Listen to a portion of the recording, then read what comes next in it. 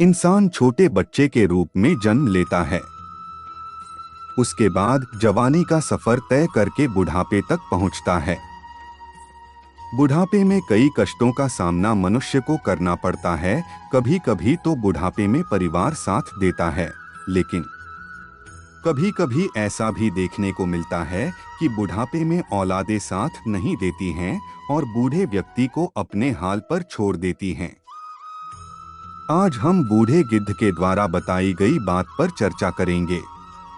बूढ़े गिद्ध ने बताया है कि कैसे बुढ़ापे में औलादें साथ छोड़ देती हैं। आइए इससे ही जुड़ी हुई एक कहानी सुनते हैं। इस कहानी के माध्यम से हम समझ पाएंगे कि बुढ़ापे में औलादें क्यों साथ छोड़कर चली जाती हैं। चलिए शुरू करते हैं यह वीडियो। मित्र, आप लोगों से निवेदन है कि इस वीडियो को अंत तक जरूर सुनिएगा और हमारे चैनल धर्म ज्ञान की बात को सब्सक्राइब जरूर कर दीजिएगा। चलिए सुनाते हैं आपको एक कहानी। एक समय की बात है, एक जंगल में एक बहुत पुराना बरगद का वृक्ष हुआ करता था। उस वृक्ष पर तरह तरह के पंछी रहा करते थे और अपनी मधुर आवाज से अलग अलग ध्वनियां निकाला करते थे। वह विशालकाय वृक्ष पूरे जंगल के पक्षियों के आराम की एक सुखद जगह थी।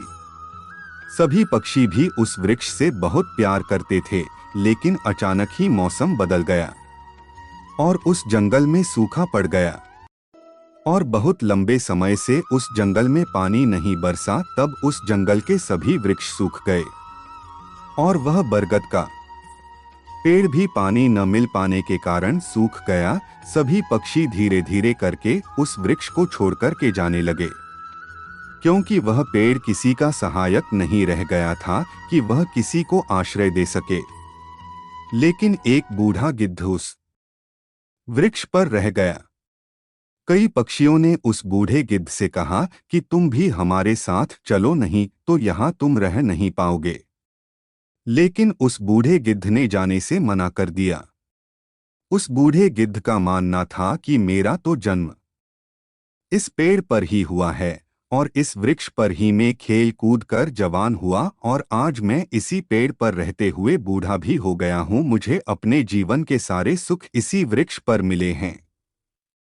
आज इस बूढ़े वृक्ष पर विपत्ति आई है, तो इस विपत्ति में इस पेड़ को छोड़कर मैं कैसे जा सकता हूँ। मैं इस वृक्ष को छोड़कर कभी नहीं जाऊंगा। बड़े दुर्भाग्यपूर्ण होते हैं ऐसे व्यक्ति जो अपने माँ बाप को बुढ़ापे में छोड़कर या परेशानी में छोड़कर के चले जाते हैं और अपना जीवन आनंद से व्यतीत करते हैं। ऐसी संतान के होने ना होने से क्या फायदा जो बुढ़ापे में अपने माँ बाप की सेवा न कर सके, उन्हें कोई सुख ना दे सके। याद करो अपना वह बचपन जब तुम बीमार हो जाते थे तो क्या तुम्हारे माँ बाप भी तुम्हें छोड़कर दूसरी जगह चले गए थे। याद करो वह दिन जब तुम परेशानी में रहते थे, रोते थे, तो माँ बाप भी तुम्हारे साथ रोते थे, वह परेशानी में खड़े रहते थे। याद करो वह दिन जब तुम कभी संकट में पड़े तो क्या तुम्हारे माँ बाप तुमको छोड़कर चले गए थे। क्या कभी तुम्हारे माँ बाप ने कोई ऐसी चीज अकेले ही चुरा कर खाई हो जिसे तुम बहुत पसंद करते हो। आज वही माँ बाप बूढ़े हो गए हैं, तुम्हारे किसी काम के नहीं रह गए हैं, ऐसा तुम्हें लगता है और तुम यही सोच करके उनसे घृणा करते हो। तुम्हारे लिए उन्होंने इतना किया, तो क्या तुम आज उनके लिए इतना नहीं कर सकते हो कि तुम उनके बुढ़ापे का सहारा बन जाओ। उस बूढ़े गिद्ध ने उस वृक्ष को ना छोड़कर जाने का मन बना लिया था। पेड़ इतना ज्यादा सूख गया कि वह सूख कर अंदर से खोखला हो चुका था।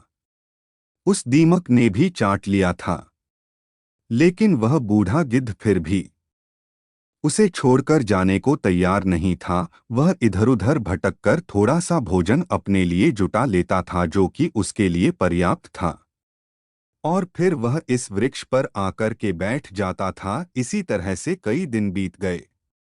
सभी पक्षी यह सोचने लगे कि वह बूढ़ा गिद्ध वहां उस पेड़ पर रहेगा तो वह कैसे जी पाएगा।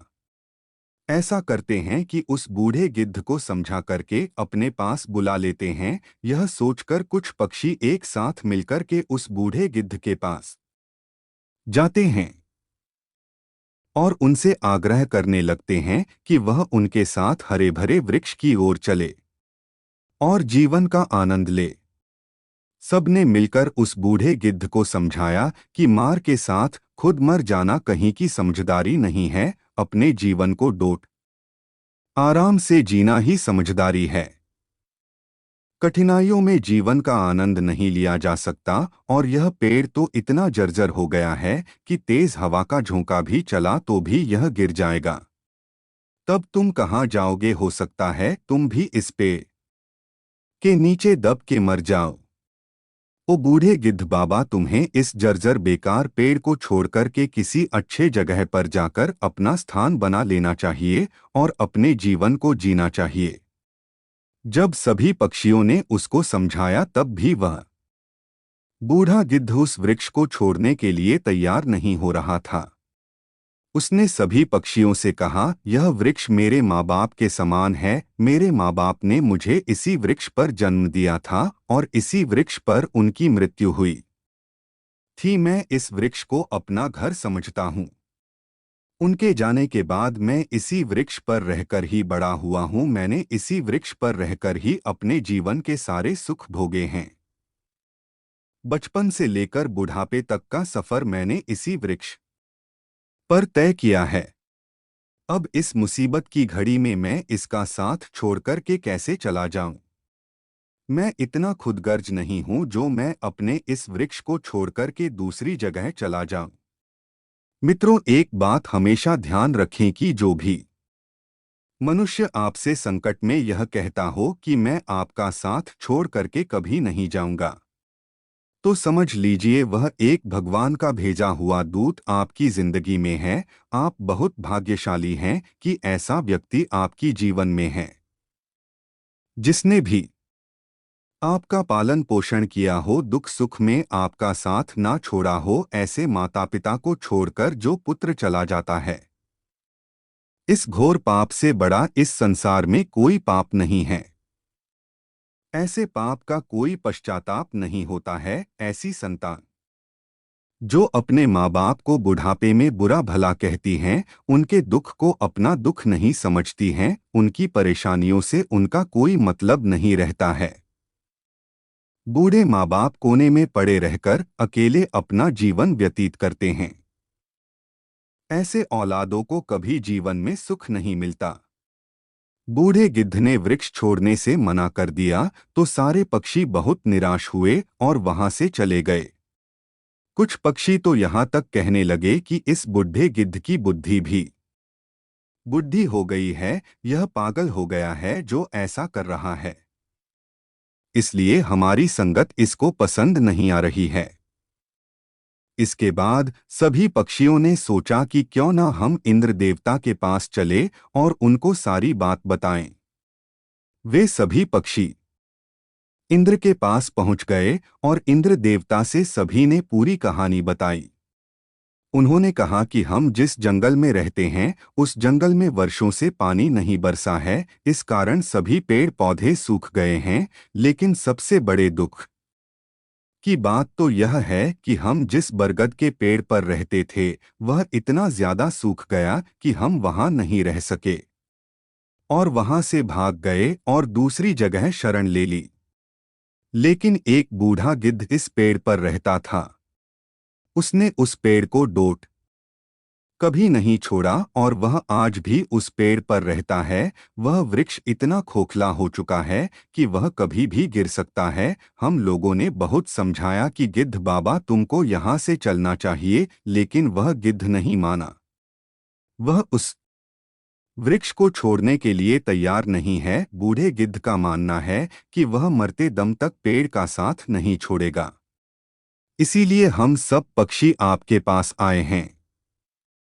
इंद्र देवता, आप तो परम ज्ञानी है, आप स्वयं उस बूढ़े गिद्ध के पास चलिए, उस समझाइए, हो सकता है उस बूढ़े गिद्ध को थोड़ी बुद्धि आ जाए।